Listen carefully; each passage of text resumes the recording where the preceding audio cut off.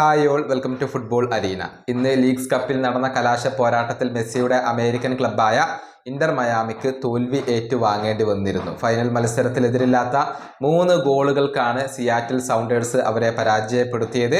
ഇതോടുകൂടി leagues cup സ്വന്തമാക്കാൻ സിയാറ്റിലിന് കഴിഞ്ഞിട്ടുണ്ട്.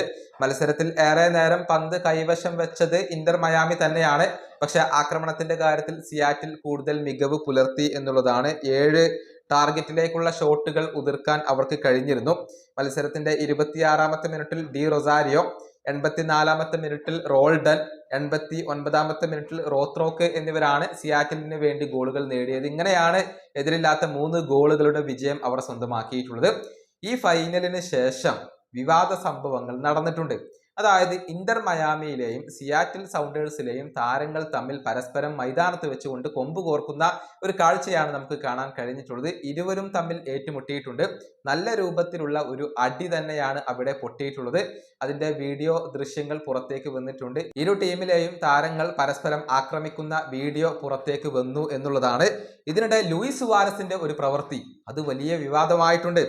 അതായത് സിയാറ്റിൽ സൗണ്ടേഴ്സിന്റെ സ്റ്റാഫുകളിൽ ഒരാളെ ലൂയിസ് സുവാരസ് തുപ്പുന്ന ഒരു രംഗം ഇപ്പോൾ പുറത്തേക്ക് വന്നിട്ടുണ്ട്. മനഃപൂർവ്വം അദ്ദേഹം ആ ഒരു സ്റ്റാഫിന്റെ മുഖത്തേക്ക് തുപ്പുകയായിരുന്നു.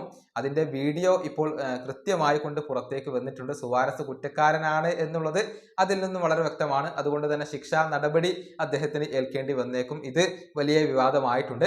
പക്ഷേ ഏറ്റവും അവസാനത്തിൽ ഇതെല്ലാം പരിഹരിക്കപ്പെട്ടു എന്ന് തന്നെ പറയേണ്ടി വരും.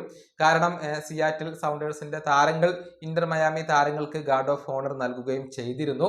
മാത്രമല്ല മെസ്സിയുമായി സിയാറ്റിൽ സൗണ്ടേഴ്സിന്റെ പരിശീലകൻ വളരെ നല്ല രൂപത്തിൽ സംസാരിക്കുന്നതിന്റെ വീഡിയോ ഒക്കെ പുറത്തേക്ക് വന്നിട്ടുണ്ട്. പക്ഷെ അടി പൊട്ടിയത് വിവാദമായിട്ടുണ്ട്. അതിനേക്കാൾ വിവാദമായത് ലൂയിസ് സുവാരസിന്റെ ഈ ഒരു ഹീനമായ പ്രവൃത്തി തന്നെയാണ്. ഈ വീഡിയോ അവസാനിപ്പിക്കുന്നു. അടുത്തൊരു വീണ്ടും കാണാം.